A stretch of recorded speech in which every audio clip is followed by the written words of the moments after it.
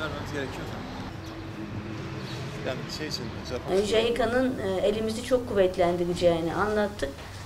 Sağ olsunlar hem projelerimizin altyapısını gördüler, arkadaşlarımızın proje üretme kapasitesini gördüler ve bu bölgeye ve özellikle Gaziantep merkezli JICA kredilerini kullandırmamız noktasında çok sağlam duruş sergilediler. Ben şehrim adına, ülkem adına çok teşekkür ediyorum.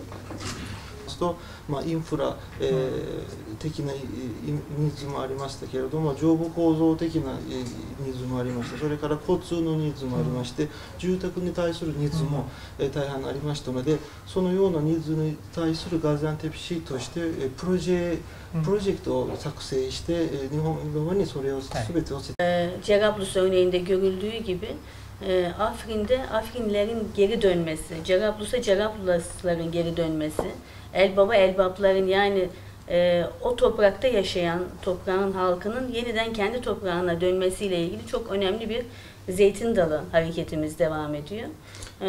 Bu tamamlandığı zaman inşallah hem bölgenin Afrin'de mesela 350 bin, Cerablus'ta 50 bin, toplam 1 milyon kişinin kendi toprağına dönmesini bekliyoruz.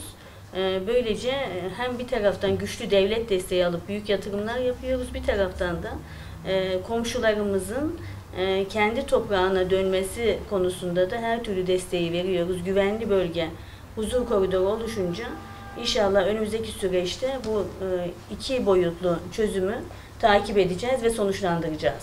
今の市長の言葉日本の東京の方にも早速伝えさせていただきたいと思います。私は本当に市長のイニシアチブで、ガジアンテップ市が数多くのシリアの難民の方を温かく受け入れておられるというのにまず敬意を表したいと思いますし、そのガジアンテップ市の負担を少しでも軽減するという意味で日本がそれのお手伝いができているというのはとても嬉しいことだと思っています。Sayın Belediye Başkanı'nın ifade ettikleri, buyurdukları hususları ivedilikle Tokyo'yla da paylaşacağım. Ve sizlerin girişiminizle pek çok sayıda Suriyeli mültecinin, muhacirin burada Gaziantep'te sıcak bir atmosferde karşılanıyor olması noktasında sizlerin yükünü azaltmaktan büyük memnuniyet duyduğumuzu da burada ifade etmek isterim. Tabii hibe programlarından yeterince destek alabilmeniz için önce kurumsal kapasiteniz, proje üretme gücünüzün olması gerekiyor. Gaziantep Büyükşehir Belediyesi özellikle su kanalizasyon altyapıda burada çok güçlü bir kurumsal kapasitesi olan bir büyükşehir belediyesi. O yüzden JICA'dan başta olmak üzere hibelerden çok kuvvetli destek aldık. Ve büyükşehir belediyemiz içerisindeki dış kaynaklardan sorumlu proje üreten daire başkanlığımız yaklaşık 200 milyon yani eski parayla 200 trilyon hibe desteği almayı başardı. Bu bakımdan da bu yaşanan zorlukta hem çok ciddi bir devlet desteği alarak hem de dış kaynaklardan güçlü hibe desteği alarak halkımızın yaşam kalitesini aşağı çekmeden, onların yaşam memnuniyetini aşağı çekmeden ciddi bir yatırım hamlesine dönüştürdük.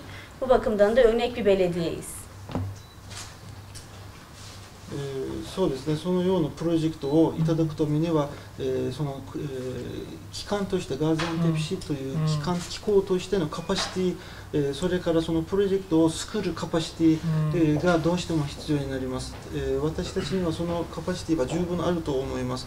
下水関係についてもそうなんですけれども、シリアの難民の方とトルコの住民の方がどのように平和に共存していくかというのが非常に重要な問題になっていて、まさにシャヒン市長はそれに非常に積極的に取り組んでおられると思います。で、私どものプロジェクトが、そのシリアの難民の方とこのガジアンテップの市民の方々のその共存を助けることにも役に立つのであれば、それは大変私どもにとって嬉しいことだと思っています。Evet, CR'ın yüksek komiseriyle Ankara'da bir araya gelme imkanım oldu. O kendisi mültecilerin kabul edilmesinde Gaziantep'in büyük başarı kaydettiğini ifade etti. Gaziantep'in bütün bu yaptıkları sadece Türkiye'de değil, tüm dünyada mükemmel bir model olarak değerlendiriliyordur diye ben düşünüyorum. Ve tam bir başarı hikayesi olacak şekilde konuşulmasını istiyorum Gaziantep'in. Bu yönde bir gelişme çok büyük mutluluk, memnuniyet verecektir. Bir Gaziantep modeli oluşturduysak buradaki özellikle Japonların, Japon halkının ve Japon hükümetinin gerçek dost olmasından dolayı oluşturduk. En büyük paydaşımız, en büyük ortağımız, en büyük destekçimiz oldu. Dünyaya bunun nasıl yapılabileceğini gösterdik. Bugün de inşallah Büyükelçimize hem JICA kredileriyle aldığımız projelerde gelinen noktayı anlatma fırsatımız olacak. Hem yeni fırsatlardan ve imkanlardan şehrimizi ve bölgemizi nasıl istifade ettireceğiz, bunları konuşma fırsatımız olacak. Ben çok teşekkür ediyorum. あるからこそ実現できたのではないですか。そういうモデルVar. Bir fincan kahvenin 40 yıl hatırı olur. トルコのことわざなんですけれども、コップ1個のコーヒーの40年間のつながりのためになります。 Çok teşekkür ediyorum. Çok teşekkür ederim.